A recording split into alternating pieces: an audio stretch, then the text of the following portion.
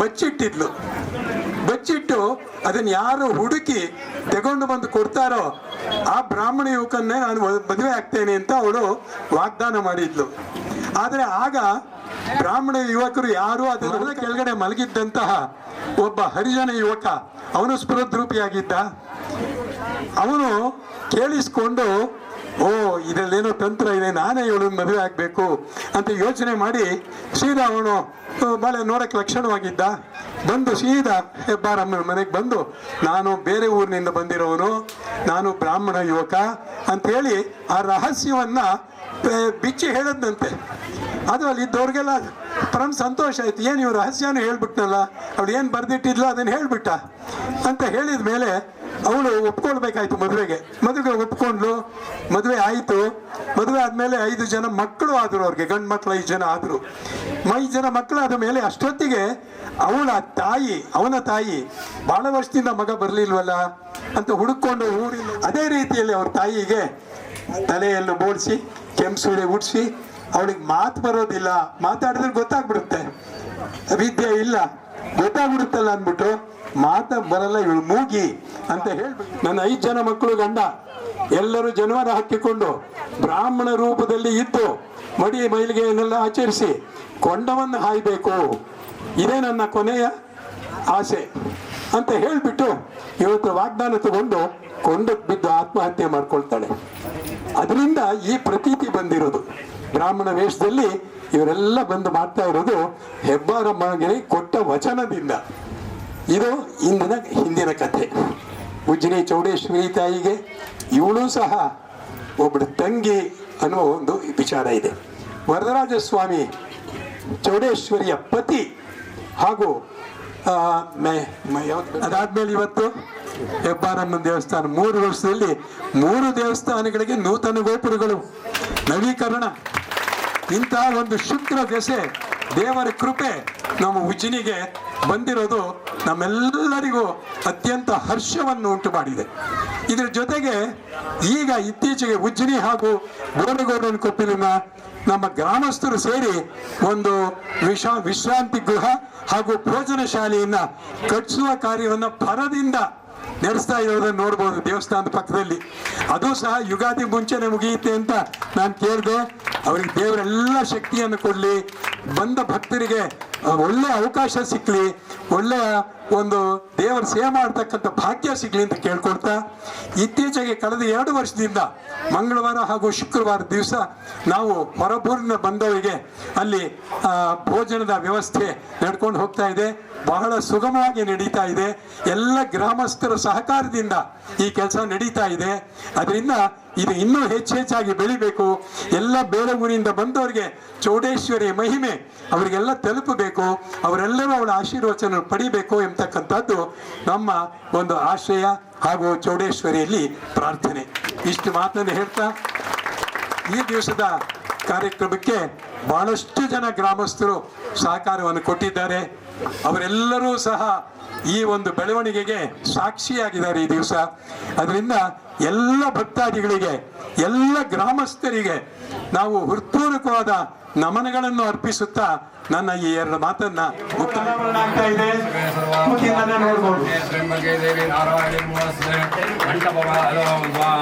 ನಾಮಫಲಕ ದೇವತಾಭ್ಯೋ ನಮಃ.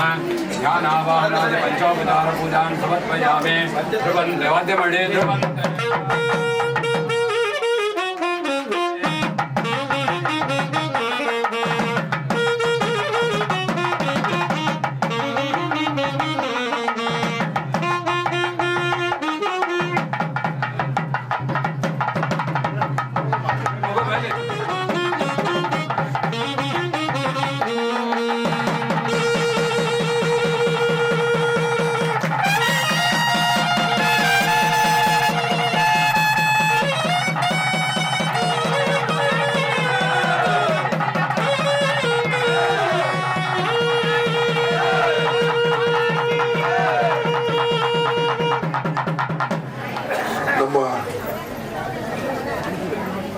ಐತಿಹಾಸಿಕ ಗ್ರಾಮವಾದಂತಹ ಉಜ್ಜಿನಿಯಲ್ಲಿ ಈಗ ನಡೀತಾ ಇರೋ ಕಾರ್ಯಕ್ರಮ ಇದು ಎಲ್ಲ ರೀತಿಯ ಲೌಕಿಕ ಕರ್ತವ್ಯಗಳಿಂದ ಅವನು ಮುಕ್ತನಾಗಿರ್ತಾನೆ ಅಂತ ನೀವು ಅನ್ಬೋದು. ಆದರೆ ತಾಯಿಯ ಋಣ ತೀರಿಸೋದಕ್ಕೆ ಸನ್ಯಾಸಿಗೂ ಸಾಧ್ಯ ಇಲ್ಲ ಅನ್ನೋದನ್ನ ಶಂಕರಾಚಾರ್ಯರು ತೋರಿಸ್ಕೊಟ್ರು. ಸ್ವಾಮಿ ವಿವೇಕಾನಂದರ ಕಾಲಕ್ಕೆ ಇದಿನ್ನಷ್ಟು ಆಧುನಿಕ ರೀತಿಯಲ್ಲಿ ಪ್ರಚಲಿತವಾಯಿತು, ಪ್ರಚಾರ ಆಯಿತು. ವಿವೇಕಾನಂದರು ಹೇಳಿದ್ರು, ಪ್ರತಿಯೊಬ್ಬ ಜೀವಿಯಲ್ಲೂ ಶಿವನನ್ನು ಕಂಡು ಆರಾಧಿಸಬೇಕು.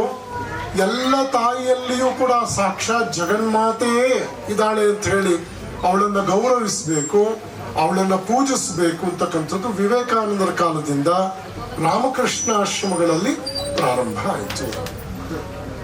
ಹೀಗಾಗಿ ಜಾತಿಯಲ್ಲಿ ಯಾರು ಏನಾದ್ರೂ ಏನಂತೆ, ತಾಯಿ ಅನ್ನೋ ಒಂದು ಪವಿತ್ರ ಸ್ಥಾನಕ್ಕೆ ಜಾತಿಯ ಲೋಪ ಇಲ್ಲ.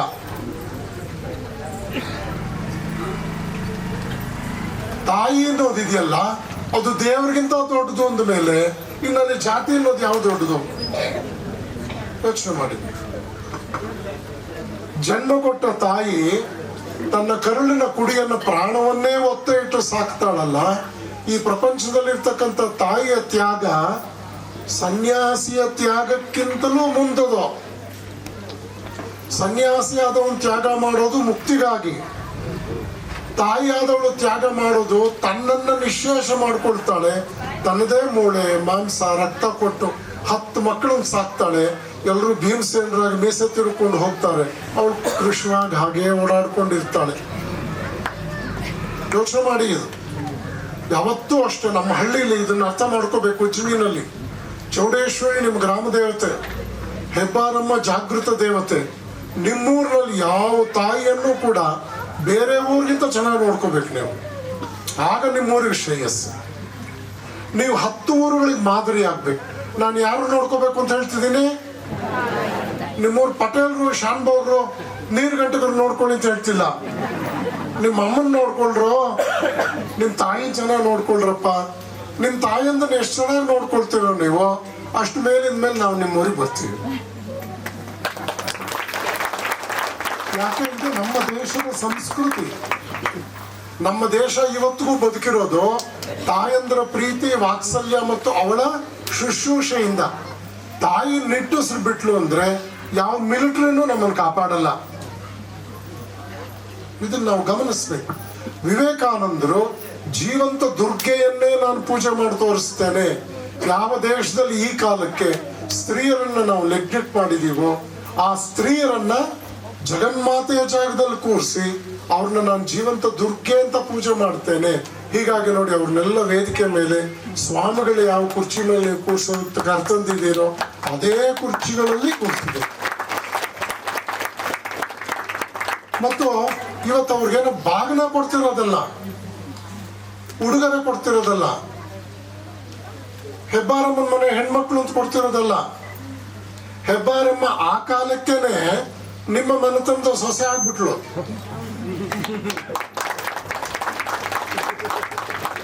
ನೀವೆಲ್ಲ ಇದ್ದೀರಲ್ಲ, ನೀವು ಆ ಪಟ್ಟಿಂದ್ರು ಈ ಮನೆ ಹಳೆಯಂದರಾಗ್ಬಿಟ್ರಿ. ಅದು ದೈವ ನಡೆದೋಯ್ತದು. ಅವಳು ಜೀರ್ಣಿಸ್ಕೊಳ್ತಾಳೆ, ಹಾಗಂತ ಬೇರೆಯವ್ರೆಲ್ಲ ಪ್ರಯತ್ನ ಮಾಡಕ್ ಹೋಗ್ಬೇಡ್ರಿ. ಅವಳು ಜೀರ್ಣಿಸ್ಕೊಳ್ತಾಳೆ. ಅವಳು ಜೀರ್ಣಿಸ್ಕೊಂಡಿದ್ರಿಂದ ಇವತ್ತಿನವರೆಗೂ ಅವಳು ಗುಡಿ ಕಟ್ಟಿ ನಾವು ಪೂಜೆ ಮಾಡ್ತೀವಿ. ಇದೊಂದು ಸಂಕೇತ, ಇದೊಂದು ಸಂಕೇತ. ಆದ್ರೆ ನಾವು ಅನುಸರಿಸ್ಬೇಕಾದ್ದೇನು, ಅವಳು ಕೊಂಡದಲ್ಲಿ ಬಿದ್ದು ಆತ್ಮವನ್ನೇ ಶುದ್ಧ ಮಾಡ್ಕೊಂಡು ಮುಂದಕ್ಕೆ ಹೋದ್ಲು.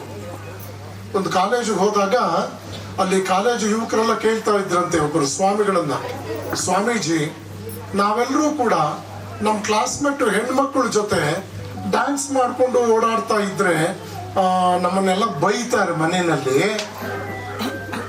ಕೃಷ್ಣ ಕೂಡ ಆಗಿನ ಕಾಲದಲ್ಲಿ ಗೋಪಿಕೆಯರ ಜೊತೆ ಡ್ಯಾನ್ಸ್ ಮಾಡಿರ್ಲಿಲ್ವಾ? ಪ್ರಶ್ನೆ ಚೆನ್ನಾಗಿದೆ ಅಲ್ವಾ? ಆಗ ಸ್ವಾಮಿಗಳು ಹೇಳಿದ್ರಂತೆ, ಕೃಷ್ಣ ಗೋಪಿಕೆಯರ ಜೊತೆ ನರ್ತನ ಮಾಡಿದ್ದು ಸತ್ಯ, ಅದನ್ನ ನೀವು ಮಾಡಿದ್ರೆ ಒಪ್ಕೊಳ್ತೀನಿ.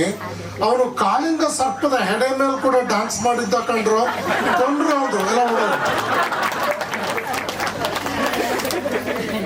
ಕಾಳಿಂಗ ಸರ್ಪದ ಹೆಡೆ ಮೇಲೆ ಡ್ಯಾನ್ಸ್ ಮಾಡೋ ತಾಕತ್ ಬಂದಾಗ ಇನ್ನೆಲ್ಲ ಡ್ಯಾನ್ಸ್ಗೂ ಲೈಸೆನ್ಸ್ ಸಿಗುತ್ತೆ ಅಂತ.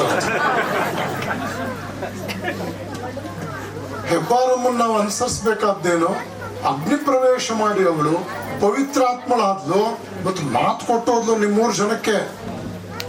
ಅವನು ಒಪ್ಕೊಂಡು ನನ್ನ ಪಾಪ ಮಾಡಿದೆ ಪ್ರಾಯಶ್ಚಿತ್ತ ಮಾಡ್ಕೋಬೇಕು, ಏನ್ ಮಾಡೋದು ಅಂತ ಕೇಳ್ದ. ಆಮೇಲೆ ಅವನು ಯಾರೋ ಹೇಗಂದ್ರೆ ಹಾಗಿದ್ದವನು ಅಲ್ಲ, ನಿಷ್ಠೆಯಿಂದ ಅವನು ಅದೇ ಒಂದು ಯೋಗ್ಯತೆಗೆ ಪಾತ್ರನಾಗಿದ್ದಂಥವನು. ಆಗ ಅವಳು ಹೇಳಿದ್ಲು, ಪ್ರತಿ ವರ್ಷ ಹೊಂಡ ಹಾಯ್ಬೇಕಾದ್ರೆ ನೀವೆಲ್ಲರೂ 15 ದಿವಸ ಬ್ರಾಹ್ಮಣರ ಸಂಪ್ರದಾಯದಂತೆಯೇ ಬದುಕಿ ನೀವು ಕೂಡ ಹೊಂಡ ಹಾಯ್ಬೇಕು. ಅದನ್ನ ನೋಡಿ ಯಾವತ್ತು ನಡೆದಿರ್ಬೋದೋ ಇವತ್ತಿನವರೆಗೂ ನಮ್ಮ ಉಜ್ಜನಿಯ ಈ ಜನಾಂಗ ನೀವೆಲ್ಲ ದೇವರುಗಳಾಗ್ಬಿಟ್ರಿ. ಇವತ್ತು ನಿಮ್ಮೂರಿನ ಇತಿಹಾಸ ಇದಾಗಬೇಕು, ನಿಮ್ಮೂರ್ ಜನಗಳಲ್ಲಿ ನೆನಪಿಡ್ಬೇಕಾದ್ ಇದಾಗಬೇಕು. ಯಾರೋ ಕಿತ್ತಾಡಿದ್ರಂತೆ ಪೇಪರ್ ಬರೋದಲ್ಲ, ಯಾರೋ ಕಿತ್ತಾಡಿದ್ರು ಏನಕ್ಕೋ ಕಿತ್ತಾಡಿದ್ರು ಅನ್ನೋದು ನಿಮ್ಮೂರ್ ಹಣೆ ಬರೆಯುವಂಥದ್ದು ಆಗ್ಬಾರ್ದು. ಅರ್ಥ ಆಗ್ತಿದೆಯಾ ನಿಮ್ಗೆ? ನೋಡಿ ಎಂಥ ಒಂದು ಪರಂಪರೆ ಬೆಳೆದು ಬಂದಿದೆ ನಿಮ್ಮೂರಿನಲ್ಲಿ. ಇದರ ಹಿನ್ನೆಲೆಯಲ್ಲಿ ರಾಮಕೃಷ್ಣಾಶ್ರಮದಲ್ಲಿ ಕಳೆದ 25 ವರ್ಷಗಳಿಂದ ನಾನು 8,000 ದಲಿತ ತಾಯಂದರಿಗೆ ಪೂಜೆ ಮಾಡಿದ್ದೀನಿ. ಇದು ರಾಮಕೃಷ್ಣಾಶ್ರಮಗಳಲ್ಲಿ ಒಂದು ಸತ್ಸಂಪ್ರದಾಯ, ತುಮಕೂರು ಆಶ್ರಮದಲ್ಲಿ ಒಂದು ದಾಖಲೆ. ಇದನ್ನ ದಯವಿಟ್ಟು ಅರ್ಥ ಮಾಡ್ಕೋಬೇಕು ನೀವು. ಯಾವ ತಾಯಂದ್ರು ಕೂಲಿ ನಾಲಿ ಮಾಡ್ತಾರೋ, ಯಾವ ತಾಯಂದ್ರು ಭಿಕ್ಷೆ ಎತ್ತಾರೋ, ಯಾರು ಕೊಳಗೇರಿಗಳಲ್ಲಿ ವಾಸ ಮಾಡ್ತಾರೋ ಅಂಥವ್ರನ್ನ ಪೂರ್ಣಕುಂಭ ಸ್ವಾಗತದಲ್ಲಿ ಕರೆಸಿ ವೇದಿಕೆ ಮೇಲೆ ಕೂರಿಸಿ ಅವ್ರನ್ನ ಪುಷ್ಪಾರ್ಚನೆ ಮಾಡ್ತಾ ಅವರಿಗೆ ಅನ್ನದಾನ, ವಸ್ತ್ರದಾನ, ಧಾನ್ಯದಾನ ಕೊಟ್ಟು ಗೌರವದಿಂದ ನಡೆಸ್ಕೊಳ್ತಕ್ಕಂಥದ್ದು ಜೀವಂತ ದುರ್ಗಾ ಪೂಜೆ. ನಾನು ಯೋಚನೆ ಮಾಡಿದೆ, ನಮ್ಮನೆ ಹೆಣ್ಮಗಳು ಹೆಬ್ಬಾರಮ್ಮನ ಗುಡಿಗೆ ಬರ್ತಾ ಇದ್ದೀನಿ ಇವತ್ತು. ಅವಳ ಸನ್ನಿಧಿನಲ್ಲಿ ಒಂದು ಜೀವಂತ ದುರ್ಗಾ ಪೂಜೆನೂ ನಡೆದು ಬಿಡ್ಲಿ. ಕೃಷ್ಣಮೂರ್ತಿಗಳ ಹತ್ರ ಹೇಳಿದ್ದಕ್ಕೆ ತಕ್ಷಣ ಅವ್ರು ಹೇಳಿದ್ರು, ಸ್ವಾಮೀಜಿ ಬಹಳ ಸಂತೋಷ, ನಮ್ಮೂರಿಗಿಂತ ಕಾರ್ಯಕ್ರಮಗಳೆಲ್ಲ ಜನ ಇದನ್ನು ಸರಿಯಾಗಿ ಸ್ವೀಕರಿಸುವಂತಹ ಮನೋಸ್ಥಿತಿ ಉಳ್ಳವರು ನಮ್ಮೂರಿನಲ್ಲಿ ಅಂತ. ಸಂತೋಷ ಆಯ್ತು. ದಯವಿಟ್ಟು ಇದನ್ನೆಲ್ಲ ಮನಸ್ಸಿಟ್ಕೊಳ್ಳಿ. ಇವತ್ತು ಹೋಮ ಮಾಡಿದ್ದೀರಿ, ತಾಯಿ ಪ್ರತಿಷ್ಠಾಪನೆ ಮಾಡಿದ್ದೀರಿ. ನಾನು ಸಾಮಾನ್ಯವಾಗಿ ಕಲಶ ಸ್ಥಾಪನೆ ಮೇಲೆ ಹೋಗಲ್ಲ. ಯಾಕೆ ಸ್ವಾಮೀಜಿ, ಕೈಕಾಲು ನೋವಾಗತ್ತಾ, ಮೇಲೆ ಹತ್ತೋದಕ್ಕೆ ಕೆಲವ್ರಿಗೆ ತಲೆ ಚಕ್ಕರ್ ಹೊಡೆಯುತ್ತೆ, ಆ ಥರ ಏನಾದರೂ ಸಮಸ್ಯೆ ಇದೆಯಾ ಅಂತ ನೀವೇನೇ ಕೇಳಿದ್ರು ಅದು ಯಾವುದೇ ಸಮಸ್ಯೆ ಅಲ್ಲ. ನಾನು ನಾಗವಲ್ಲಿ ಪಕ್ಕದಲ್ಲಿ 5 ದೇವರುಗಳ ಪ್ರತಿಷ್ಠಾಪನೆಗೆ ಹೋಗಿದ್ದೆ. 5 ಕಲಶ ಸ್ಥಾಪನೆ ಸಪರೇಟ್ ಆಗಿ. ಅದು ಹತ್ತಬೇಕಾದ್ರೆ ಈ ಬಡಗಿ ಸರಿಯಾಗಿ ಮೊಳೆ ಹೊಡಿದೆ, ಒಂದು ಹೆಜ್ಜೆನಲ್ಲಿ 4 ಮೊಳೆ ನನ್ನ ಕಾಲಲ್ಲಿ ಹೋಗಿತ್ತು. ನಿಮ್ ಪ್ರೀತಿ ನಮ್ ಪ್ರಾಣ ತಿನ್ಬಾರ್ದಲ್ವಾ? ಇನ್ನು 4-6 ದಿವಸ ನಿಮ್ ಜೊತೆ ಇರ್ಬೇಕಲ್ವ ನಾವು? ಅದೊಳ್ಳೆ ಮೈಸೂರು ಪಾಕ್ ಚಾಕು ಹೋದಂಗೆ ನಮ್ ಕಾಲೊಳಗೆ ಹೋಗ್ಬಿಟ್ರೆ ಮೊಳೆ ಏನಾಗ್ಬೇಕು ನಾವು? ಅದಕ್ಕೆ ಯೋಚನೆ ಮಾಡ್ತೀವಿ ನಾವು. ಆದ್ರೂ ಪೂಜ್ಯ ಶಿವಕುಮಾರ ಸ್ವಾಮಿಗಳು 98ನೇ ವಯಸ್ಸಿನಲ್ಲಿ ಕಲಶಕ್ಕೆ ಹತ್ತಿದ್ದು ಜ್ಞಾಪಿಸ್ಕೊಂಡಾಗ ನಮಗೂ ಹತ್ತಬೇಕು ಅನ್ಸುತ್ತೆ. ನಮ್ಮಮ್ಮ ಸಹಿಸ್ಕೊಳ್ತಾಳೆ. ಹೋಟ್ಲವನ ಹತ್ರ ಬೇಗ ಬನ್ನಿ ಹಶ್ವಾಗ್ತಿದೆ ಅಂದ್ರೆ ತಾನೆ, ಏನ್ ನೀವು ಇಟ್ಕೊಂಡಿರೋ ಕೂಲಿ ಆಣೆ ಅಲ್ರಿ, ನಾನು ತರ್ತೀವಿ ಇಲ್ರಿ ಅಂತಾನ. ವ್ಯತ್ಯಾಸ ಅರ್ಥ ಆಗ್ಬೇಕು ನಾವು. ಹಾಗಾಗಿ ಇದು ಭಾವ ಪ್ರಪಂಚದ ಒಂದು ಕಾರ್ಯ. ವೇದಿಕೆ ಮೇಲೆ ನಿಂತ ತಾಯಂದಿರೆಲ್ಲರೂ ಕೂಡ ಈ ಬಡಾವಣೆಯ ಹೆಣ್ಮಕ್ಕಳು, ನಿಮ್ಮ ಸಮಾಜದ ದೃಷ್ಟಿಯಿಂದ ಹಿಂದುಳಿದ ಜನಾಂಗದ ತಾಯಂದ್ರು. ಆದರೆ ನಿಮ್ಮೂರಿನ ಬ್ರಾಹ್ಮಣರು, ರಾಮಕೃಷ್ಣಾಶ್ರಮದ ಸನ್ಯಾಸಿಯಾದ ನಾನು ಈ ತಾಯಂದರಲ್ಲಿ ಸಾಕ್ಷಾತ್ ಚೌಡೇಶ್ವರಿ ಮತ್ತು ಹೆಬ್ಬಾರಮ್ಮನ್ನೇ ನೋಡಿ ಅವ್ರನ್ನೆಲ್ಲಿ ಕೂರಿಸಿದ್ದೀವಿ. ಈಗ ಯೋಚನೆ ಮಾಡ್ರಪ್ಪ, ತಾಯಿ ಕರುಳಿಗೆ ಯಾವ ಜಾತಿ ಇದೆ, ತಾಯಿ ಎದೆ ಹಾಲಿಗೆ ಯಾವ ಜಾತಿ ಇದೆ, ತಾಯಿ ರಕ್ತಕ್ಕೆ ಯಾವ ಜಾತಿ ಇದೆ? ಇದರ ಅರ್ಥ ಏನು? ನಾವು ಸನ್ಯಾಸಿಗಳಾಗಿ ಅವ್ರನ್ನ ಪೂಜೆ ಮಾಡಿದ್ರೆ ನೀವು ಕನಿಷ್ಠ ಅವ್ರನ್ನ ಮನೆಯನ್ನು ಚೆನ್ನಾಗಿ ನೋಡ್ಕೊಳ್ಳಿ. ಯಾವುದೇ ತಾಯಿಗೂ ಕೂಡ ಮೂಲಭೂತ ಅವಶ್ಯಕತೆಗಳು ಕೊರತೆ ಆಗಿ ಅವಳು ಕಣ್ಣೀರು ಹಾಕಬಾರ್ದು. ಈ ಭಾವನೆ ಸಮಾಜದಲ್ಲಿ ನಾವು ಎಷ್ಟು ಬೆಳೆಸ್ತೀವೋ ಅಷ್ಟರ ಮಟ್ಟಿಗೆ ವೈಯಕ್ತಿಕವಾಗಿ ನಾವು ಕೂಡ ಉದ್ಧಾರ ಆಗ್ತೀವಿ. ವೃದ್ಧಾಶ್ರಮಗಳು ನಮ್ಮ ಸಂಸ್ಕೃತಿ ಅಲ್ಲ. ನನ್ನ ತಾಯಿ ನನಗೆ ಹೊರೆ ಆಗಿದ್ದಾಳೆ ಅಂತ ಹೆಣ್ಮಕ್ಳ ಮನೆಗೆ ಸಾಗಿಸೋದಲ್ಲ, ಅಥವಾ ಅವಳನ್ನ ಇದ್ದು ಇಲ್ಲದಲ್ಲೇ ಇರೋ ಹಾಗೆ ಅರ್ಧಂಬರ್ಧ ಹಿಟ್ಟು ಹಾಕಿ ಅವಳನ್ನ ಅಯ್ಯೋ ಅನ್ಸೋದಲ್ಲ. ತಾಯಿ ಸೇವೆ ಮಾಡಬೇಕಾದ್ದು ದೇವಾದಿ ದೇವತೆಗಳು, ಮಹಾಮಹಿಮರಾದಂಥ ಸನ್ಯಾಸಿಗಳು ಮಾಡಿದಾಗ ಗೃಹಸ್ಥರಾಗಿ ಬದುಕುವ ನೀವುಗಳು ಮಾಡಲೇಬೇಕು. ಇವತ್ತು ಗಟ್ಟಿಮುಟ್ಟಾಗಿರೋ ಸೊಸೆ ಅತ್ತೆ ನೋಡ್ಕೊಳ್ಳಲ್ಲ ಅಂತಾಳೆ, ನೀನ್ ನೆನ್ಬಿಟ್ಕೋ, ನಾಳೆ ನಿನ್ ಸೊಸೆ ನಿನ್ನೊಂದು ಮೂಲೆಯಲ್ಲಿ ಕೂರಿಸ್ತಾಳೆ. ಅವಳಿಗೊಂದು ಕಾಲ ಇದೆ. ಅವಳು ಇನ್ನೂ ಜೋರಾಗಿ ನಿನ್ ಕೈಲೆಲ್ಲ ಬರ್ಸ್ಕೊಂಡು ಹೆಬ್ಬೆಟ್ಟೋ ಸೈನೋ ಹಾಕ್ಸ್ಕೊಂಡು ನೀನ್ ಹಾಕ್ತಾ ಇದ್ರೆ ನಿಂತರನೇ ಸೈನು ಮಾಡಿ ನಿನ್ನ ನಾಚಿಕೆ ಹಾಕ್ತಾಳೆ. ನೀನ್ ಇವತ್ತಿನ ಬುದ್ಧಿ ಲೆಕ್ಕಾಚಾರದಲ್ಲಿ ನಿಮ್ಮ ಅತ್ತೆಗೆ ಏನ್ ಮೋಸ ಮಾಡಿರ್ಬೋದು, ನಿನಗೆ ಸೊಸೆಯಾಗಿ ಬರೋಳು ಟ್ರಿಬಲ್ ಗ್ರಾಜುಯೇಟ್ ಆಗಿ ಬಂದು 3 ಉದ್ದ 3 ಅಡ್ಡ ಹಾಕಿ ನೀನ್ ನಾಚಿಕೆ ಆಗಿದೆ ತಾನೆ. ಆದ್ರೂ ಬುದ್ಧಿ ಬರಲಿಲ್ವಲ್ಲ ಅನ್ನೋದೇ ಈಗ ದೇವ್ರ ಮುಂದೆ ನಾನು ಹೇಳ್ತಿರೋ. ಇಷ್ಟೆಲ್ಲ ಹೇಳೋದಕ್ಕೆ ಏನ್ ಸ್ವಾಮಿಗಳು ಪುರಾಣ ಹೇಳಕ್ ನಮ್ಮೂರಿಗೆ ಬಂದಿದ್ದಾರೆ ಅಂದ್ರೆ, ನಮ್ಮ ತಾಯಿ 5 ಜನ ಗಂಡು ಮಕ್ಕಳಿಗೆ ಜನ್ಮ ಕೊಟ್ಲು. ಅದ್ರಲ್ಲಿ 4 ಜನ ನಾವು ಸನ್ಯಾಸಿಗಳು. ನಾವೇ ಹಂಚ್ಕೊಂಡಿದ್ದೀವಿ. ತಿಂಗಳಿಗೊಬ್ಬ ಮಗ ಹೋಗಿ ತಾಯಿಗೆ ನಮಸ್ಕಾರ ಮಾಡಿ ಅವ್ಳಿಗೆ ಏನ್ ಬೇಕು ಅಂತ 91 ವರ್ಷ ನಮ್ಮ ತಾಯಿಗೆ ಹಾಸಿಗೆ ಹಿಡಿದಿದ್ದಾರೆ. ಬೆಂಗಳೂರಿನಲ್ಲಿದ್ದಾರೆ. ಜನವರಿ, ಮೇ, ನವೆಂಬರ್ ನನ್ನ ಸರ್ದಿ, ಫೆಬ್ರವರಿ, ಜೂನು, ಡಿಸೆಂಬರು ಇನ್ನೊಬ್ಬಂತು. ಸನ್ಯಾಸಿಗಳದು. ಸನ್ಯಾಸಿಗಳಾಗಿ ನಾವೇ ಇದನ್ನ ದೇವರ ಪೂಜೆ ಅಂತ ಮಾಡ್ತೀವಿ ಅಂದಾಗ ಮನೆಯಲ್ಲಿರೋ ದೇವರನ್ನ ನೀವು ಚೆನ್ನಾಗಿ ನೋಡ್ಕೋಬೇಕು. ಇದು ಸುಮ್ಮನೆ ಏನೋ ಒಂದು ಭಾವನಾತ್ಮಕವಾಗಿ ಒಂದು ಕಾರ್ಯಕ್ರಮದಲ್ಲಿ ಹೇಳ್ಬಿಡೋದು ಅಂತಲ್ಲ. ಹಾಗಲ್ಲ. ನಾನು ಇನ್ನೂ ಒಂದು ಹೆಜ್ಜೆ ಮುಂದಕ್ಕೆ ಹೋಗಿ ಹೇಳ್ಬಿಡ್ತೀನಿ. ನಾನು ಅಗ್ನಿ ಉರಿತಾ ಇದೆ, ಪ್ರಜ್ವಲಿಸ್ತಾ ಇದ್ದಾನೆ ಪರಮಾತ್ಮ, ಅವನ ಮುಂದೆ ಹೇಳ್ತಾ ಇದ್ದೀನಿ. ಇವತ್ತಿನ ಕಾರ್ಯಕ್ರಮ ಏನಾದ್ರು ಗಂಡು ದೇವರದಾಗಿದ್ದಿದ್ರು ಕೃಷ್ಣಮೂರ್ತಿಗಳೇ, ನಾನು ಯಾಮಾರಿಸ್ಬಿಡ್ತಿದ್ದೆ ನಾನು ನಿಮ್ಮನ್ನ. ಇದು ಅಮ್ಮನ ಹಬ್ಬ, ಹೆಬ್ಬಾರಮ್ಮ ನಮ್ಮೂರ್ನೆಲ್ಲ ಕಾಪಾಡಿದಾಳೆ. ನಮ್ಮೂರ್ ಜನರು ಒಳಿತಿಗೋಸ್ಕರ ಹೊಂಡ ಹಾಯ್ದಿದ್ದಾಳೆ. ಮತ್ತು ಎಷ್ಟು ಜನ ತಾಯಂದಿರು ಬರ್ತಾರೆ, ಎಷ್ಟು ಆ ಮಕ್ಕಳು ಪ್ರಾರ್ಥನೆ ಮಾಡಿದ್ ನೋಡಿದ್ವಿ, ಎಷ್ಟು ಚೆನ್ನಾಗಿ ಮಾಡಿದ್ರು ನೋಡಿ. ಆ ಮಕ್ಕಳಿಗೆ ಸಂಸ್ಕಾರ ಕೊಡ್ತಾ ಹೋಗ್ಬೇಕು ನಾವು. ಯಾವುದೋ ಕಾಲದಾಗ ಜ್ಞಾಪಿಸ್ಕೊಂಡ್ಬಿಟ್ಟು ನಮ್ಗೆ ಅದು ಸಿಕ್ತಿಲ್ಲದ, ಇದು ಸಿಕ್ತಿಲ್ಲದ, ನಾವಲ್ಲಿ ನಿಂತ್ಕೊಳ್ತಿದ್ವಿ, ಅದೆಲ್ಲ ಮುಗಿದೋಯ್ತದ. ಆಗಿರೋ ಗಾಯನ ಕೆರೆದು ಅದನ್ನ ವಾಸನೆ ಆಗದಲ್ಲ ಮಾಡ್ಕೊಂಡ್ಬಿಟ್ರಿ ನೀವು. ಇಂಗ್ಲಿಷ್ನಲ್ಲಿ ಗ್ಯಾಂಗ್ರೀನ್ ಅಂತಾರೆ ಅದನ್ನ. ಗಾಯ ಒಣಗ್ತಾ ಇರೋದನ್ನ ಗ್ಯಾಂಗ್ರೀನ್ ಮಾಡ್ಕೊಂಡ ಅಂತ. ಅದೊಂದು ಕಾಲದಲ್ಲಿ ಆಯ್ತದು. ಇವತ್ತು ಆ ಪರಿಸ್ಥಿತಿ ಇಲ್ಲ. ಇವತ್ತು ಮನುಷ್ಯರು ಸುಧಾರಿಸಿದಾನೆ ತುಂಬಾ. ಎಲ್ರಿಗೂ ಶಿಕ್ಷಣ ಸಿಗ್ತಾ ಇದೆ, ಎಲ್ರಿಗೂ ಆಲೋಚನೆಗೆ ಅವಕಾಶ ಇದೆ. ಯಾರು ಒಳ್ಳೆಯದನ್ನ ಹೇಳಿದ್ರು ಕೇಳೋ ವ್ಯವಧಾನ ಇದೆ ಪ್ರಪಂಚದಲ್ಲಿ ಇವತ್ತು. ಹಾಗಾಗಿ ಈ ಜೀವಂತ ದುರ್ಗಾ ಪೂಜೆ ನಡಿಬೇಕಾದ್ರೆ ತಾಯಂದ್ರು ಯಾವುದಾದ್ರೂ ಒಂದು ತಾಯಿಯ ಸ್ತೋತ್ರ ಚಿಕ್ಕದು ಯಾವ್ದು ಹೇಳ್ತೀರಿ? ಗೌರಿ ದಶಕ ಹೇಳಿದ್ರಿ. ಅದಕ್ಕಿಂತ ಚಿಕ್ಕದು ಯಾವುದು? ಸರ್ವಮಂಗಲ ಮಾಂಗಲ್ಯ. ನಾನು ಪೂಜೆ ಮುಗಿಯೋವರೆಗೂ ರಿಪೀಟ್ ಮಾಡಿ.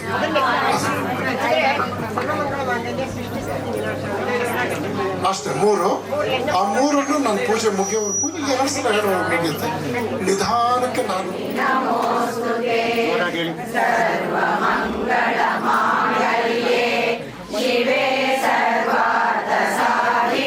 ಮೈಕ್ ಕೊಡಿಸಿ.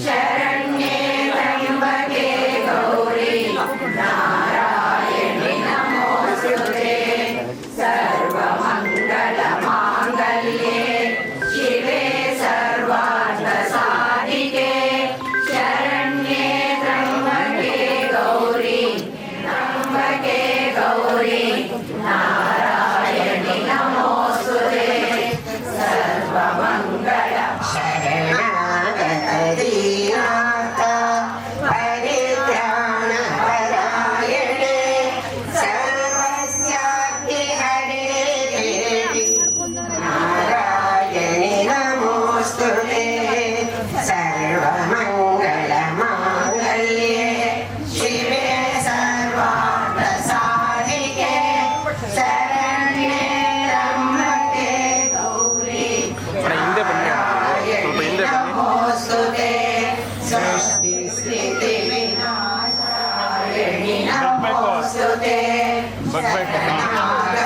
श्रीनाथमोऽस्तु ते सर्वमङ्गलमाङ्गल्ये शिवे सर्वगुणाश्रये गुणमये नारायणि नमोऽस्तु ते शरणपरायणे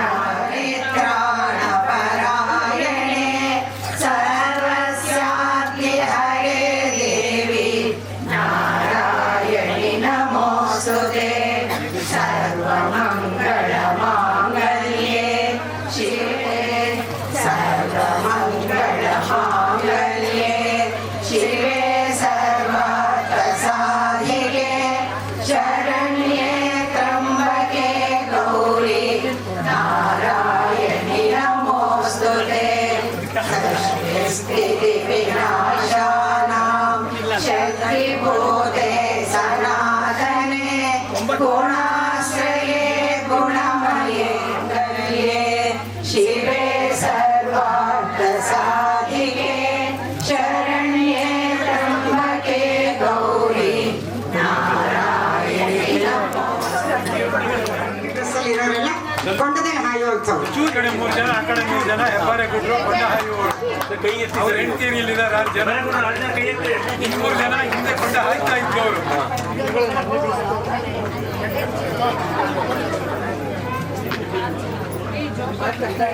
ಇವರು 22 ವರ್ಷ ಕೊಂಡ ಹಾಯ್ತಿರೋರು ನಲ್ಲಿ ತಪ್ಪಿಸದೆ ನಾವೆಲ್ಲರೂ ತಾಯಿ ಮುಂದೆ ಪಾರಾಯಣ ಮಾಡ್ತೀವಿ ಅಂತ ಕೂಡ ಹೇಳಿದ್ದು ನನಗೆ ನೆನಪಿದೆ.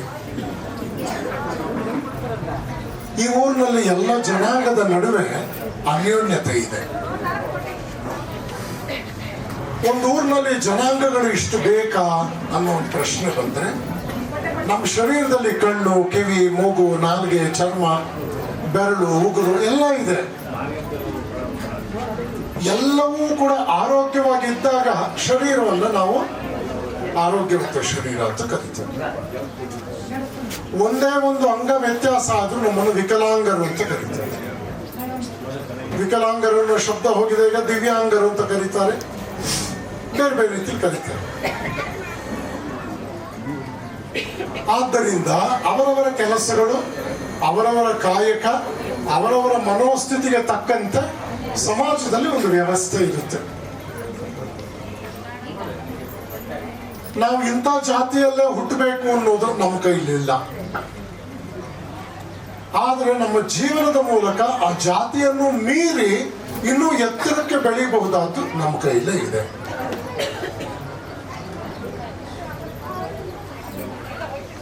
ಬಡತನದಲ್ಲಿ ನಾನು ಹುಟ್ಟೋದನ್ನ ನಾನು ತಪ್ಪಿಸಕ್ಕಾಗಲ್ಲ.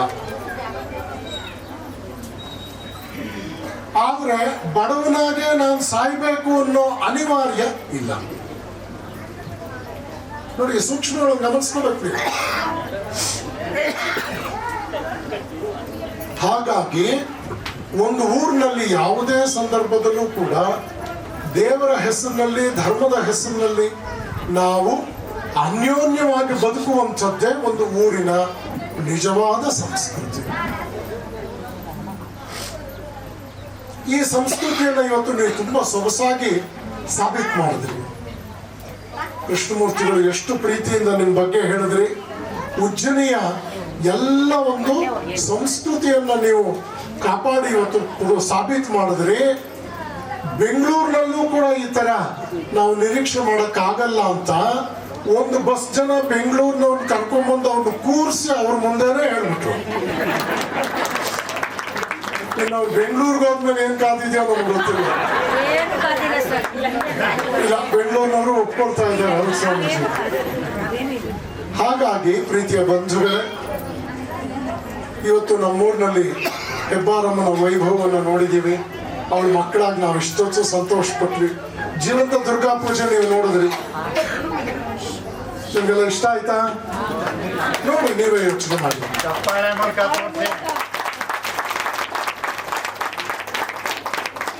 ನೋಡಿ, ಈ ಊರಿನಲ್ಲಿ ಚೌಡೇಶ್ವರಿ ಗ್ರಾಮ ದೇವತೆ ಆಗಿದ್ದು ನಿಜ. ಆದ್ರೆ ಹೆಬ್ಬಾರಮ್ಮನ ಒಕ್ಕಲಿಗೆ ಸಂಬಂಧಪಟ್ಟ ಜನರಿಗೂ ಒಂದು ಒಳ್ಳೆ ದೇವಸ್ಥಾನ ಬೇಕು ಅನ್ನೋ ಕಲ್ಪನೆ ಊರಿನ ಎಲ್ಲಾ ಜನಾಂಗದವ್ರ ಮನಸ್ಸಿಗೂ ಬಂತಲ್ವಾ? ಇದು ನಿಮ್ಮ ಊರಿನ ಶ್ರೇಯಸ್ಸು. ನಮ್ಮೂರು ಚೆನ್ನಾಗಿರ್ಬೇಕು, ನಮ್ಮ ಗ್ರಾಮ ದೇವ್ರು ಚೆನ್ನಾಗಿರ್ಬೇಕು, ನಮ್ಮ ಮಕ್ಕಳು ಚೆನ್ನಾಗಿರ್ಬೇಕು, ಎಲ್ಲ ಹೇಳಿದ್ರು. ಹೊಂಡಹಾಯವ್ರನ್ನೆಲ್ಲರೂ ನಮ್ಮ ಜೊತೆ ನಿಲ್ಸ್ಕೊಂಡು ನಾವೆಲ್ಲ ಪ್ರೀತಿಯಿಂದ ಒಂದು ಫೋಟೋ ತೆಗೆಸ್ಕೊಂಡ್ವಿ. ಅದು ನಮ್ಮ ಆಶ್ರಮದಲ್ಲಿ ಒಂದು ದಾಖಲೆಯಾಗಿ ಇಡ್ತೀನಿ ನಾನು ಅದನ್ನು. ಈ ಥರ ಉಜ್ಜಿನಿಯಲ್ಲಿ ಇದೊಂದು ಸಾರ್ಥಕ ಕಾರ್ಯಕ್ರಮ. ಹೀಗೆ ದೇವರು ಇದೆಲ್ಲವನ್ನು ಮಾಡಿಟ್ಟಿದ್ದಾನೆ. ನಾವದನ್ನು ಅರ್ಥ ಮಾಡಿಕೊಂಡು ನಮ್ಮ ಜೀವನವನ್ನು ಅರ್ಥಪೂರ್ಣವಾಗಿ ನಡೆಸಬೇಕು.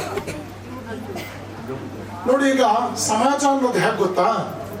ಒಂದು ಜಮೀನು ಇದ್ದ ಹಾಗೆ. ಆ ಜಮೀನು ಅಗದಾಗ ನಿಮಗಲ್ಲಿ ತಾಮ್ರ ಸಿಗುತ್ತೆ, ಕಬ್ಬಿಣ ಸಿಗುತ್ತೆ, ಚಿನ್ನ ಸಿಗುತ್ತೆ, ಎಲ್ಲ ಲೋಹಗಳು ಸಿಗುತ್ತೆ. ಅದನ್ನ ನಾವು ಅಗಿತಾ ಇರೋದು ಮಾತ್ರ ಒಂದೇ ಭೂಮಿ. ಹಾಗೆಯೇ ಆ ಒಂದೇ ಭೂಮಿಯಲ್ಲಿ 10 ಲೋಹಗಳು ಸಿಗುತ್ತೆ ಅನ್ನೋದು ಹೇಗೋ ಹಾಗೆ ಭಗವಂತನ ಸಂತಾನದಲ್ಲಿ ಎಲ್ಲರಿಗೂ ಒಂದು ವಿಶೇಷ ಸ್ಥಾನ ಇದೆ. ನಮ್ಮ ಕಾಯಕ ನಮಗಿದೆ, ನಾವು ಕಷ್ಟಪಟ್ಟು ದುಡಿಬೇಕಾಗಿದೆ. ಕಳ್ತನ ಮಾಡಿದ್ರೆ ಹೆದರ್ಬೇಕು, ಲುಚ್ಚಾತನ ಮಾಡಿದ್ರೆ ಹೆದರ್ಬೇಕು. ಕಷ್ಟಪಡೋದ್ರಲ್ಲಿ ಗೌರವಕ್ಕೇನು ಕೊರತೆ ಇಲ್ಲ, ಚ್ಯುತಿ ಇಲ್ಲ. ಇದು ಒಂದು ಸರಿಯಾದ ರೀತಿಯಲ್ಲಿ ನಾವು ಅರ್ಥ ಮಾಡ್ಕೊಂಡ್ಬಿಟ್ರೆ ನಮ್ಗೆ ಅರ್ಥ ಆಗುತ್ತೆ. ಅವತ್ತು ವಾಲ್ಮೀಕಿ ಮಹಾತ್ಮನಾದ, ಸಮಾಜದಲ್ಲಿ ಕೆಟ್ಟ ಕೆಲಸ ಮಾಡ್ಕೊಂಡು ಹೊರಟಿದ್ದ ಎಷ್ಟೋ ವ್ಯಕ್ತಿಗಳು ಪರಿವರ್ತನೆ ಹೊಂದು ಸಂತರಂತೆ ಬದುಕಿದ್ರು. ಯಾವುದೇ ವ್ಯಕ್ತಿ ಸಂಸ್ಕಾರಗಳಿಂದ ಒಳ್ಳೆಯವನಾಗ್ತಾನೆ. ಸಂಸ್ಕಾರಗಳ ಕೊರತೆಯಿಂದ ಮನುಷ್ಯ ಒಂದು ಒಳ್ಳೆಯ ಜೀವನಕ್ಕೆ ಪಾತ್ರನಾಗದೇ ಇರಬಹುದು. ಆದ್ದರಿಂದ ಸಮಾಜದಲ್ಲಿ ಸಂಸ್ಕಾರ ವರ್ಧನೆಯೇ ನಿಜವಾದ ಶಿಕ್ಷಣ. ದೇವಸ್ಥಾನಗಳು ಚೆನ್ನಾಗಿ ನೋಡ್ಕೋಬೇಕು. ಅವ್ರಿವ್ರ ಮುಂದೆ ಕೈ ಚಾಚೋಬಹುದು, ನಮ್ಮ ದೇವ್ರ ಮುಂದೆ ಕಣ್ಣೀರು ಹಾಕಿ ನಾವು ಕೇಳ್ಕೋಬೇಕು. ಆತ್ಮಸಾಕ್ಷಿ ಅಂತಃಕರಣ ಪೂರ್ವಕವಾಗಿ ದೇವರನ್ನು ನಿವೇದಿಸ್ಕೋಬೇಕು. ಎಲ್ಲ ಕಾಲದಲ್ಲೂ ಕೂಡ ನಮ್ಮನ್ನು ಕೈ ಹಿಡಿದು ನಡೆಸ್ತಕ್ಕಂಥ ಒಂದು ಅದಮ್ಯ ಶಕ್ತಿ, ಅನಂತ ಶಕ್ತಿ ಪರಮಾತ್ಮನೇ ಆಗಿದ್ದಾನೆ. ಅವನಲ್ಲಿ ನಮ್ಮ ನಂಬಿಕೆ ವಿಶ್ವಾಸಗಳು ಎಷ್ಟು ದೊಡ್ಡದೋ ಅದ್ರ ಪ್ರಕಾರ ನಾವು ಬದುಕ್ತೇವೆ. ಈಗ ನೋಡಿ, ನಾವು ಸ್ವಾಮಿಗಳಾದ್ವಿ, ಯಾರನ್ನಾದ್ರೂ ನೆಚ್ಕೊಂಡು ಸ್ವಾಮಿಗಳಾದ್ವಾ? ದೇವರು ನಾವು ಒಬ್ಬರನ್ನ ನೆಚ್ಕೊಂಡು ನಾವು ನಮ್ಗಿದ್ದು ಒಂದೇ ಗ್ಯಾರಂಟಿ. ನಿಮ್ಗೆಲ್ಲ ಎಷ್ಟೆಷ್ಟು ಗ್ಯಾರಂಟಿಗಳಿದೆ, ಯಾವತ್ತು ನೀವು ತಗೊಳ್ತಾ. ಹಾಗಾಗಿ ಇವತ್ತು ನೋಡಿ, ನಿಮ್ಮ ಊರಿನಲ್ಲಿ ಊರು ಬಿಟ್ಟು ಹೋದವ್ರು ಯಾರೆಲ್ಲ ಪಾಪ ತಂದೆ ಕಾಲ ತಾತನ ಕಾಲದ ಮನೆ ಉಳಿಸ್ಕೊಂಡಿದ್ದಾರೆ. ಬಂದಾಗ ಸುಣ್ಣ ಬಣ್ಣ ಮಾಡ್ಕೊಂಡು ಕಾಲು ಚಾಚ್ಕೊಳಕ್ಕೆ ಒಂದು ಜಾಗ ಮಾಡ್ಕೊಂಡಿದ್ದಾರೆ. ಅದು ಚೌಡಮ್ಮನ ದೇವಸ್ಥಾನ ಮುಂಭಾಗದಲ್ಲೇ ಇದೆ. ಆ ಕಡೆ ಆಸ್ಪತ್ರೆ ಇತ್ತು, ಈ ಕಡೆ ಸ್ಕೂಲ್ ಇದೆ. ನಿಮ್ಗೆ ಗೊತ್ತಿದೆ ಎಲ್ಲ. ಊರಿನಲ್ಲಿ ಏನೇ ಒಂದು ಆಗ್ಬೇಕು ಅಂದ್ರೂ ಕೂಡ ನೀವು ಶಾನ್ಭೋಗ್ರ ಮನೆ ಬಾಗಿಲಿಗೆ ಹೋಗಿ ಸ್ವಾಮಿ ಏನ್ ಮಾಡೋಣ ಅಂತ ಕೇಳೋದಕ್ಕೆ ಒಂದು ಊರಿಗೊಂದು ದಿಕ್ಕಾಗಿದೆಯಲ್ಲ ಮನೆ. ಯಾರನ್ನು ಕೇಳೋದ? ಹಡಗಿನಲ್ಲಿ 50 ಜನ ಹಾಕ್ಬಿಡ್ಬೋದು. ಅಲ್ಲಪ್ಪ ನೀರ್ ಗಂಟೆಗೆ ಹಾಕ್ಬೇಕಲ್ಲಪ್ಪ, ಹುಟ್ಟಾಕ್ಬೇಕಲ್ಲಪ್ಪ ಅವನು. ಇದು ನಮ್ಮ ಆಶ್ರಮಕ್ಕೆ ಒಬ್ರು ಭಕ್ತರು, ರೆಕಾರ್ಡ್ ಆಗ್ತಿದೆ, ಇದು ರೆಕಾರ್ಡಿಂಗ್ ಆಗ್ತಾ ಇದೆ, ಕೇಳಿಸ್ಕೊಳ್ಳಿ ಕರೆಕ್ಟಾಗಿ. ನಮ್ಮ ಆಶ್ರಮಕ್ಕೆ ಒಬ್ಬರು ಭಕ್ತರು, ಅವರು ವಿದ್ಯಾವಂತರಾಗಿ ಸ್ವಲ್ಪ ಅನುಕೂಲಸ್ಥರಾದರು. ಅವರು ಹುಟ್ಟಿನಿಂದ ಹಿಂದುಳಿದ ಚೆನ್ನಾಗಿದ್ದರು.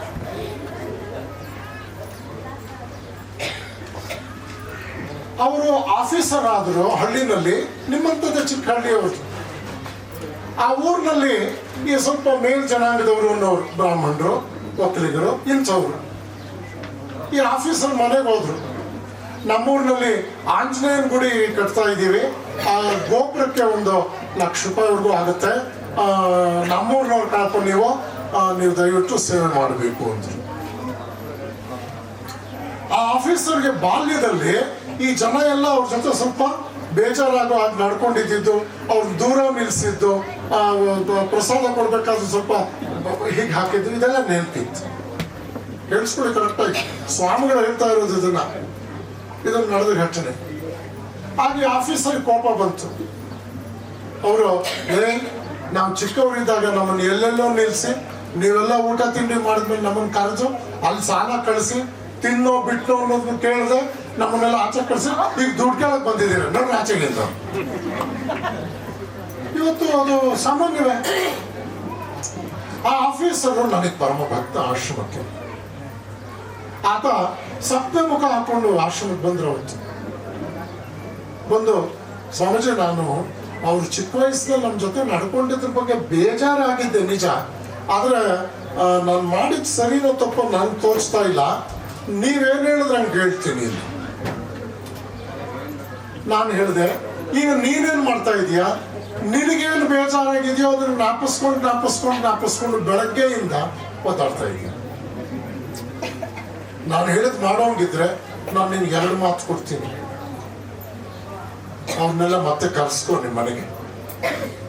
50,000 ಕೇಳ್ತಾರ, ಅದ್ರ ಮೇಲೆ ಇನ್ನೂ ಒಂದು 25,000 ಇಟ್ಟು 75,000 ರೂಪಾಯಿ ಕೊಡು. 75,000. ಯಾಕೆ ಹೇಳ್ತಾ ಇದ್ದೀನಿ ಅಂದ್ರೆ, ನೆನ್ಪಿಟ್ಕೋ, ನಾಳೆ ಇನ್ನೊಂದು 20 ವರ್ಷ ಬದುಕೋದು ನೀನ್ ಸತ್ತೋಗ್ತೀಯ. ನಿನ್ ಮಕ್ಕಳ ಕಾಲಕ್ಕೆ ಊರಿಗೆ ಹೋದಾಗ ಅವ್ರು ನಿನ್ ಮಗನಿಗೊಂದು ಹಾರ ಹಾಕಿ ಕರ್ಕೊಂಡು ಹೋಗ್ತಾರೆ. ನಮ್ಮೂರಿನಿಂದ ಆಫೀಸರ್ ಆದವನ ಕಡೆಯ ಅವನೇ ಕಡೆ ಗೋಪುರ ಕಟ್ಟಿಸಿದ್ದು ಅಂತ ಕೈ ಮುಗಿಸ್ತಾರೆ. ನಿನ್ ಮಗನಿಗೆ ನೀನ್ ತೀರ್ಕೊಂಡ ಮೇಲೆ ಕೂಡ ಗೌರವ ಬರುತ್ತೆ. ನಿನ್ ಮೊಮ್ಮಕ್ಕಳ ಕಾಲಕ್ಕೆ ಹುಟ್ಟೂರು ನಮ್ಮ ತಾತನೂರು ಅಂತ ಅವ್ರು ಹುಡ್ಕೊಂಡ್ ಬಂದಾಗ ಬಾಗಿಲಲ್ಲೇ ಹಾರ ಹಿಡ್ಕೊಂಡು ನಿಂಬೆಹಣ್ಣು ಹಿಡ್ಕೊಂಡು ಕಾಯ್ತಾ ಇರ್ತಾರೆ.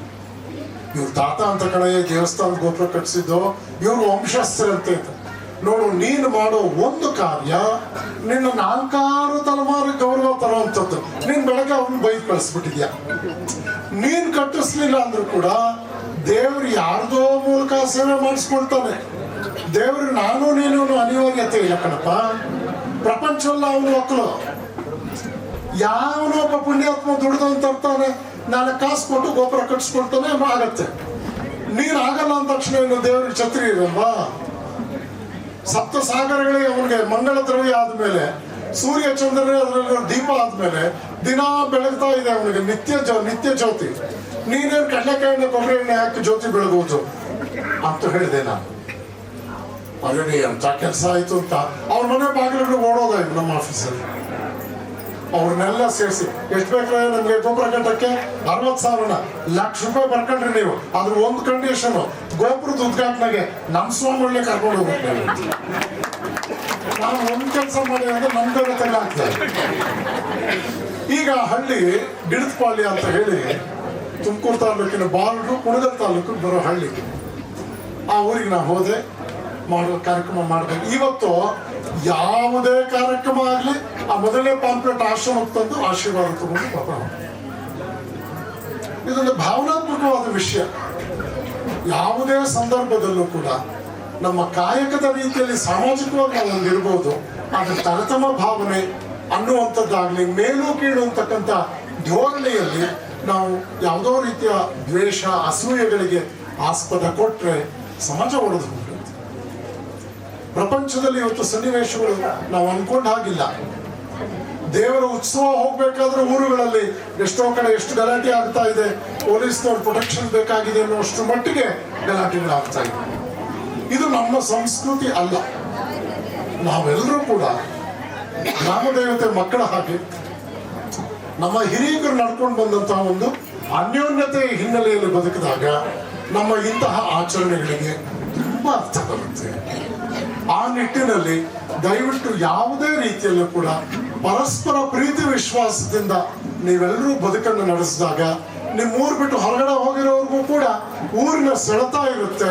ಆ ಊರಿಗೆ ಸಂಬಂಧಪಟ್ಟ ಮೂಲಭೂತ ಅವಶ್ಯಕತೆಗಳ ಬಗ್ಗೆ ಆ ಜನ ತಮ್ಮದೇ ಆದ ಅಂತಃಕರಣ ಪೂರ್ವಕವಾದ ಪ್ರತಿಸ್ಪಂದನಕ್ಕೆ ಮುಂದಾಗ್ತಾರೆ.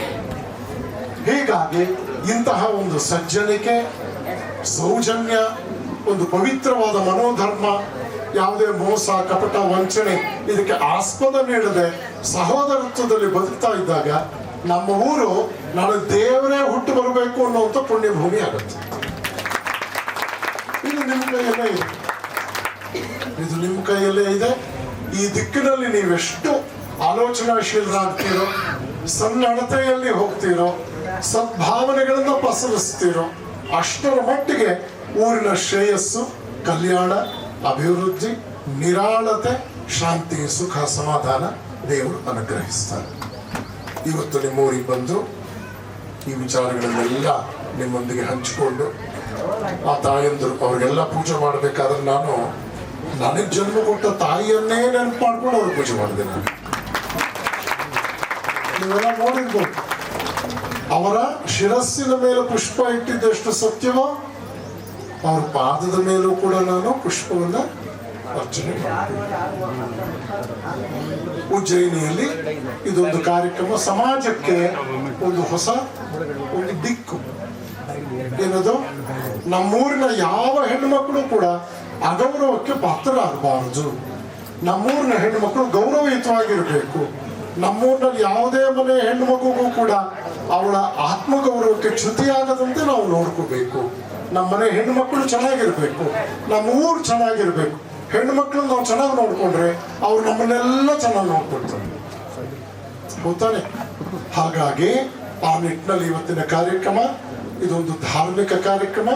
ಧರ್ಮ ಮನುಷ್ಯ ಸಂಬಂಧಗಳ ಬಗ್ಗೆ ಏನು ಹೇಳಿದೆ ಅದರ ಭಾವನೆಗಳನ್ನು ಕೂಡ ನಾವೆಲ್ಲ ವಿಮರ್ಶೆ ಮಾಡ್ಕೊಳ್ಳೋದಕ್ಕೆ ಅವಕಾಶ ಮಾಡಿಕೊಟ್ಟಂತ ಕಾರ್ಯಕ್ರಮ. ನನಗೆ ಈ ಕಾರ್ಯಕ್ರಮದಲ್ಲಿ ಭಾಗಿಯಾಗಿ ತುಂಬಾ ಸಂತೋಷ ಆಯಿತು. ಪರಮಾತ್ಮ ನಿಮ್ಮನ್ನೆಲ್ಲ ಚೆನ್ನಾಗಿಟ್ಟಿರ್ಲಿ, ನಮ್ಮ ಊರಿಗೆ ಒಳ್ಳೇದಾಗ್ಲಿ, ಉಜ್ಜಯಿನಿಗೆ ಒಳ್ಳೇದಾಗ್ಲಿ, ನಮ್ಮ ಮಕ್ಕಳಿಗೆಲ್ಲ ಒಳ್ಳೇದಾಗ್ಲಿ. ತುಂಬಾ ಚೆನ್ನಾಗಿ ಹೇಳಿದ್ರು. ಹೀಗೆ ಅದನ್ನ ಮುಂದುವರಿಸ್ಕೊಂಡು ಹೋಗ್ಲಿ. ಕಲಿಯುವಂಥದ್ದು ಒಳ್ಳೆಯದನ್ನ ಅದು ಏನೇ ಕಷ್ಟ ಆಗ್ಲಿ ಕಲ್ತ್ಕೊಂಡಾಗ ನಮ್ಮೂರು ಸಂಸ್ಕೃತಿ ಕೇಂದ್ರ ಆಗುತ್ತೆ. ಇಲ್ಲದೆ ಇದ್ರೆ ಕುಡುಕರ ಸಂಖ್ಯೆ ಜಾಸ್ತಿ ಆಗತ್ತೆ, ಮೋಸಗಾರರು ಕಪಟ ವಂಚನೆ ಜಾಸ್ತಿ ಆಗತ್ತೆ. ಕೆಲವು ಹಳ್ಳಿಗಳಲ್ಲಿ ನನಗೆ ಹೇಳ್ತಾರೆ, ಸ್ವಾಮಿ ಸಾಯಂಕಾಲ ಬರ್ಕೋಬೇಡಿ ನಮ್ಮ ಹಳ್ಳಿಗೆ ಅಂತ. ಯಾಕ್ರು ಅಂತ ಕೇಳ್ತೀನಿ. ಆಗ ಕರೆಂಟ್ ಸಿಂಗಲ್ ಫೇಸ್ ಸ್ವಾಮಿ, ಜನ ಡಿಮ್ ಅಂಡ್ ಡಿಪ್ಪು ಅಂತ. ನೆಲ ಸರಿಯಾಗಿದ್ರು ಕಾಲು ಎತ್ತೆತ್ತಿ ಇಡ್ತಿರ್ತಾರೆ. ಸಾಯಂಕಾಲದ ಬರ್ಕೋಬೇಡ್ರಿ ಹಳ್ಳಿಗೆ, ಬೆಳಗ್ಗೆನೆ ಬಂದ್ಬಿಡಿ ಅಂತ. ನಮ್ಮ ಉಜ್ಜಯಿನಿ ಅಂತ ಹಳ್ಳಿ ಆಗಬಾರ್ದು, ಆಗಲ್ಲ, ಆಗಬಾರ್ದು. ಇದು ನಾವು ಅರ್ಥ ಮಾಡ್ಕೋಬೇಕು. ಸೋಮಾರಿಗಳಾಗಬೇಡಿ, ಎಲ್ಲದಕ್ಕೂ ಸರ್ಕಾರದ ಮುಂದೆ ಕೈ ಚಾಚಿ ಕೇಳಬೇಡಿ. ನಿಮ್ಮ ಅನ್ನ ನೀವೇ ದುಡ್ಕೊಳ್ಳಿ. ನಿಮ್ಮ ಅನ್ನ ನಿಮ್ಮ ಒಂದು ಬೆವರು ಹನಿಯ ಪರಿಶ್ರಮದಿಂದ ದುಡಿಯಲ್ಪಟ್ಟಾಗ ನಿಮ್ಮಲ್ಲಿ 10 ರಕ್ತದ ಆತ್ಮವಿಶ್ವಾಸದ ಕಣಗಳು ಹುಟ್ಟುತ್ತವೆ.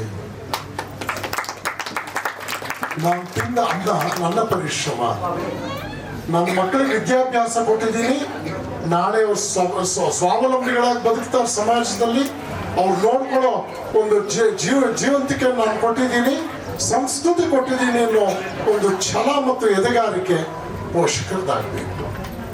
ಆ ರೀತಿಯಲ್ಲಿ ನೀವೆಲ್ಲರೂ ನಿಮ್ಮ ಜೀವನವನ್ನು ಗುರುತಿಸ್ಕೋಬೇಕು. ಹಳ್ಳಿಯ ಈ ಪವಿತ್ರ ವಾತಾವರಣ ಮತ್ತಷ್ಟು ಊರ್ಜಿತಗೊಂಡು ಉಜ್ಜಯಿನಿಯಲ್ಲಿ ಸರಸ್ವತಿ, ಲಕ್ಷ್ಮಿ, ಚೌಡೇಶ್ವರಿ ಇವರೆಲ್ಲರೂ ಜಾಗೃತರಾಗಿ ನಮ್ಮೆಲ್ಲರಿಗೂ ಬದುಕನ್ನ ಹಸನಾಗಿಸುವಂತಹ ಜೀವನವನ್ನು ಅನುಗ್ರಹಿಸಲಿ ಅಂತ ವಿಶೇಷವಾಗಿ ಪ್ರಾರ್ಥನೆ ಮಾಡಿಕೊಂಡು, ನನ್ನನ್ನು ಬಹಳ ಪ್ರೀತಿಯಿಂದ ಈ ಕಾರ್ಯಕ್ರಮಕ್ಕೆ ಸುಮಾರು 2 ತಿಂಗಳ ಹಿಂದೆನೆ ಕರೆದು ಡೇಟ್ ಫಿಕ್ಸ್ ಮಾಡಿಸಿ ಕೃಷ್ಣಮೂರ್ತಿಗಳು ಬಹಳ ಕಾರ್ಯಕ್ರಮದ ಒತ್ತಡದಲ್ಲಿದ್ದೆ. ಆಗ್ತಾನೆ ಅಮೆರಿಕದಿಂದ ಬಂದಿದ್ದೆ ನಾನು. ಕೃಷ್ಣಮೂರ್ತಿಗಳು ಮಗನ ಮನೆಗೆಲ್ಲ ಹೋಗಿದ್ದೆ ನಾನು. ಅಮೆರಿಕದಲ್ಲಿ ಇವ್ರ ಮಗನ ಮನೆಗೆ ಹೋಗಿ ಅರ್ಧ ದಿವಸ ಕಳೆದು ಅಲ್ಲಿ ಪ್ರಸಾದ ತಗೊಂಡು ಮಗಳು ಅವ್ರನ್ನೆಲ್ಲ ಮಾತನಾಡಿಸ್ಕೊಂಡು ಆಗ್ತಾನೆ ಬಂದಿದ್ದೆ ನಾನು. ಡೇಟ್ ಫಿಕ್ಸ್ ಮಾಡಿಸ್ಬಿಟ್ರು. ಇಲ್ಲ ನಮ್ಮ ಹೆಬ್ಬಾರಮ್ಮನ ಕುಲಸ್ಥರೆಲ್ಲ ನೀವೇ ಬರ್ಬೇಕು ಅಂತ ಹೇಳಿದ್ದಾರೆ ಅಂತ ಚೌಡಪ್ಪನ ಹೆಸರು ಹೇಳ್ಬಿಟ್ರು. ಚೌಡಪ್ಪನ ಎದುರಾಕೊಂಡ್ರು. ಚೌಡಮ್ಮ ಬಿಡ್ತಾಳಂತ ನಮ್ಮನ್ನ ಹೋಗ್ಕೊಂಡ್ಬಿಟ್ಟೆ. ಒಳ್ಳೇದಾಯ್ತು, ತುಂಬಾ ಸಂತೋಷ ಆಯ್ತು. ಜ್ವರ ಇತ್ತು, ಮಾತ್ರೆ ತಗೊಂಡು ಬಂದೆ, ಇಂಜೆಕ್ಷನ್ ಹಾಕ್ಸ್ಕೊಂಡು ಬಂದೆ. ಈಗ ಜ್ವರನೂ ಹೊರಟೋಯ್ತು ಅಂತ ಅನಿಸ್ತಾ ಇದೆ ನಿಮ್ಮ ಸವಾಸದಿಂದ.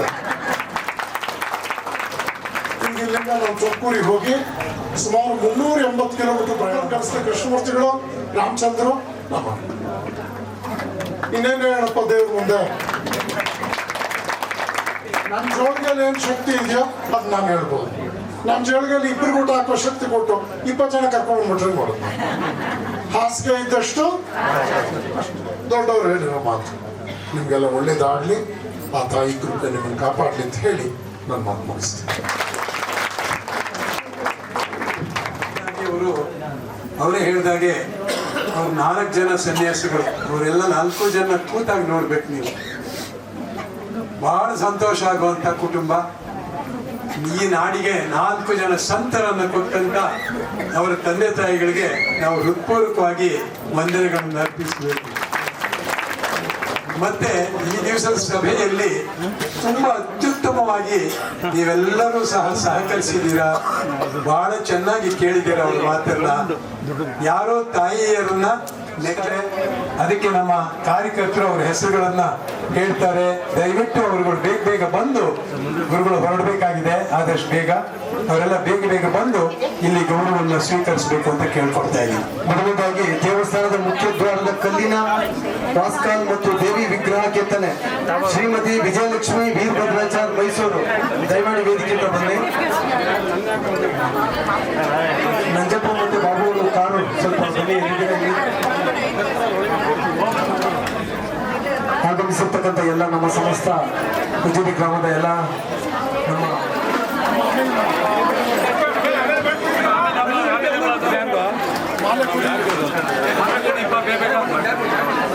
ಕಾನ್ಸಂಟ್ರೇಟ್ ಮಾಡಿ ಶ್ರೀಮತಿ ವಿಜಯಲಕ್ಷ್ಮಿ ವೀರಭದ್ರಾಚಾರ್ ದಯವಿಟ್ಟು ವೇದಿಕೆಗೆ ಬರಬೇಕು.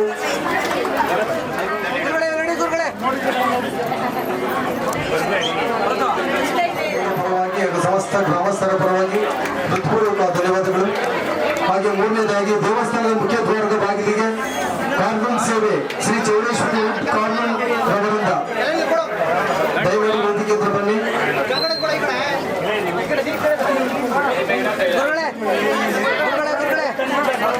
ದೇವಸ್ಥಾನದ ನವೀಕರಣ ನಿರ್ಮಾಣ ಕಾರ್ಯಕ್ಕೆ ಟ್ರಾಕ್ಟರ್ ಶ್ರೀಯುತ ಜಯಣ್ಣನವರ ಬೇರುಸರಿಂದ ಸುಜಿನವರು ಶ್ರೀಮತಿ ಲತಾ ನಾಗಬಾರಯ್ಯ ಮುಜಿರಿ ಅವರು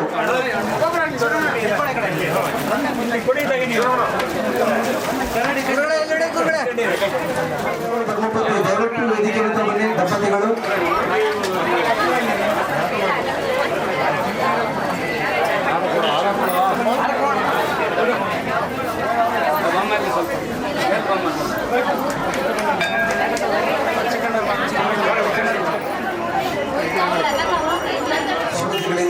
ಹೂವಿನ ದೇವಸ್ಥಾನದ ಎಲ್ಲ ಹೂವಿನ ದಾನಿಗಳಿವರು ಶ್ರೀಯುತ ನಾಗಬೇಗ ಲತಾ ನಾಗಬೇಗ ಅವರು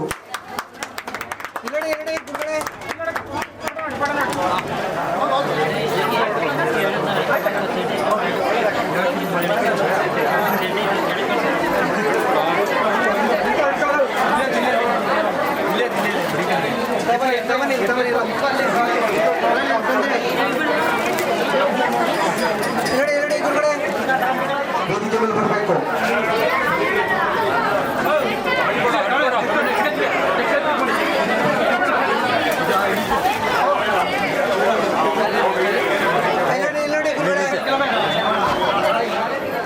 ಅನ್ನದಾನದ ದಾನಿಗಳು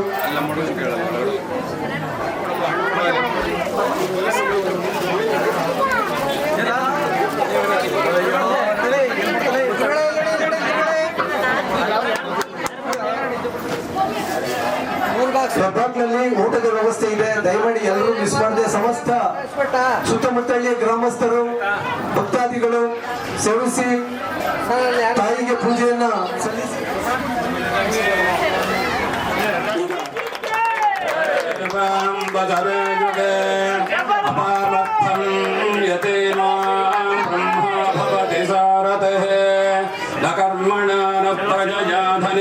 त्यागे अमृतत्वमानशो परेण नाकं विहितं गुहायां विभाजते झद्यतयो विशन्ते वेदान्तविज्ञानसुनिश्चितार्था सन्न्यासयोगाध्यतयशुद्धसत्त्वाः ते ब्रह्मलोके तु परान्तकाले परामृतात् परिमुच्छन्ति सर्वे दह्रं विपापं परमेश्वभूतं यत्पुण्डरीकम्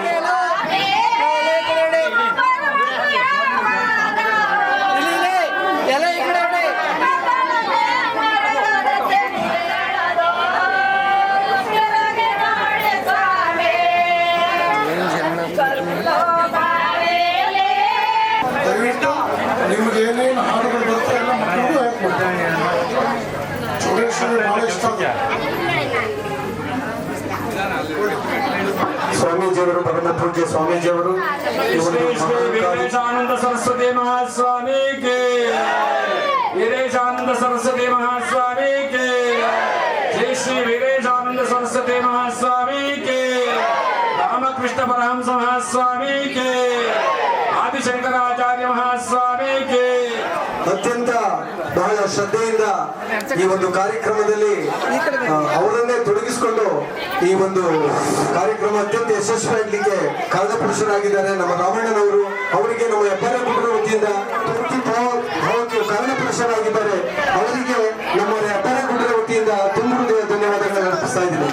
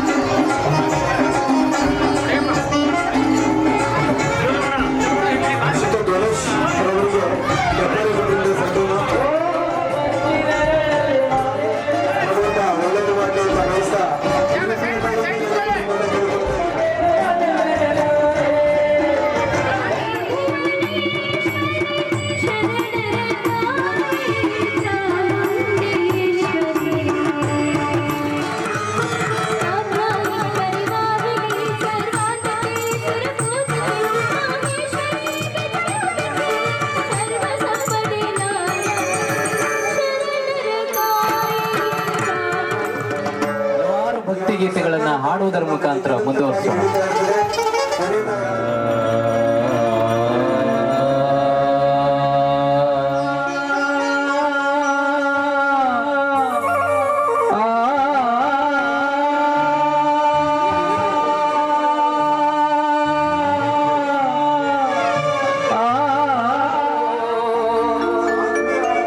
ಮೋಕ್ಷವ ಕೊಡುವ ತಿರುಮಲಗಿರಿ ವಾಸದೇ